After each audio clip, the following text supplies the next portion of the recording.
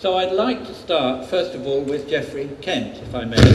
Geoffrey has been a founder of a most remarkable company, and he insists that he's not followed any special business models, but it's worked. So it'll be very interesting to hear from you, Geoffrey, about your view about, because your company now is so large, as indeed Pony, the next one I want to ask, they're really taking tourists from the world to the world. It's a very large enterprise, and therefore it's very interesting to hear from you. So, Geoffrey, if you can begin, I would be most grateful.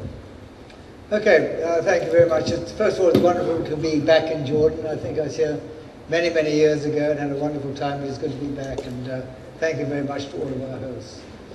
I've been in the business 50 years, and I started my company rather like an elephant herd migrates. You know, they sort of wander and they know the right place for when it's raining. And so I've always been extremely nimble in what I do. I've never followed any particular fact. I've just really gone with where's the next piece of business going from. So when I started in Africa, I first went to the United States. And let's look at what Michael Frenzel was talking about, the mature countries. Let's take the United States and Europe. Everybody, you're right, and the economists saying, oh, these are countries that have severe problems. No, we're having huge growth in the United States, but we're reconfiguring our destination companies into creating new sectors for them. For instance, out of the United States, what they want today is very much their multi-generational travel is coming up. Celebration travel is coming up. They want adventure travel. We found out another sector, which is solo travel. And actually not people who don't have a partner. Actually 40% of solo travelers have a partner who don't want to travel with them, or they don't want to travel with them because they're pursuing their solo interest. So I think in this industry, you've got to take the mature markets and look for the different sectors, and then focus your actual product in the destination countries to fit that new sector that's always coming, always arising. I think, and I'll just deal with the mature markets. Obviously, they're very much using the internet a lot. But what we find is they're doing all their research on the internet.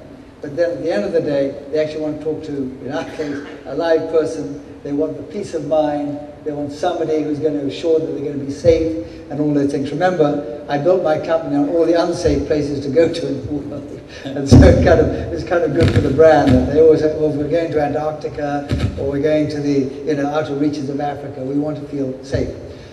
But the key thing people should be looking at today is the new markets. And I think I spent the last 3 years, really myself personally, I spent a lot of time in China, and we have now opened our own office there. But again, what I find with the Chinese people is you can't just go on lobbying your old product to them. You have to completely change it. You have to have Mandarin-speaking guides, you have to have their food, you have to change the way they operate completely. And so it's more like, again, I think, Michael Frenzel was saying, it's all about content. But here it's a Chinese content for Chinese people, not a content that fits French people or English people. It has to be for Chinese. So that's one change. But a huge market, everyone should look at it, but it's very hard to get into, but it's well worth it. The other market is, of course, Brazilians. My wife's Brazilian, so we know exactly how to handle them. They love to travel in very sophisticated groups. They love elegance. They love style. They're a great, great consumer market to go for, and they actually like all the product that we have today. Russians spending a lot of money, but they like shops. They like to go to having special openings of Louis Vuitton, much more the concierge type style. Middle East, we find what they want now is much more privacy. So the villa business, anything that's small, bespoke hotels, anything that's smaller and private, that works. So, I've spoken for a long time, but I think there's huge opportunity out there. You've got to go to the marketplaces, find out what they want, come back to your destination companies, and model the content to suit them. Is there really a big difference that we should be making between places, say, like, going from Germany to Spain, part of Europe, or going from, I don't know, Chicago to Florida? People feel very comfortable doing that, and they can do it on their own account. They're going to use companies and support mechanisms much more, perhaps, in areas where they feel they might need that support because they can't look after themselves, because they don't know the environment. In other words, it's more foreign for them. Is there a truth in that, Geoffrey, do you think? 100%. You know, luckily we deal with all these sort of, you know, strange countries.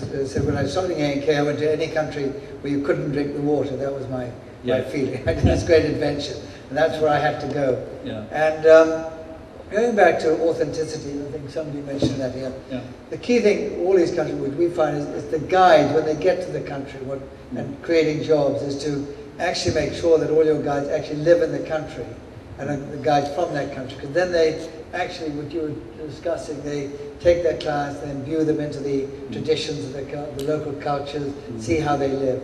And we find that a very, very key part of creating jobs in tourism, because actually those guides start there and then after they're university, always university trained, then they move into the company and then they go into management of the company. So that's a key one. Going back to what you said about Bill Gates, it made me laugh, because actually I took him on his first overseas trip ever, because I was asked to see him. And he said to me, when I asked him, where have you traveled to? He said, well, I've only been to Europe in economy class with a blanket over my head. So I said, well, where do you want to go? He said, listen, why are you sitting here? If you want to know about computers, ask me. You're here to tell me where I should go. And actually we took him to Africa. And so that was his first trip ever that he made outside. But you're right, people feel very comfortable when they're in their own home environment, but the minute they're out of that, and going back to young people and travel, what we're finding out is the minute they get married, and the minute they have kids, then they come to Abercrombie and Kent because they want to be safe.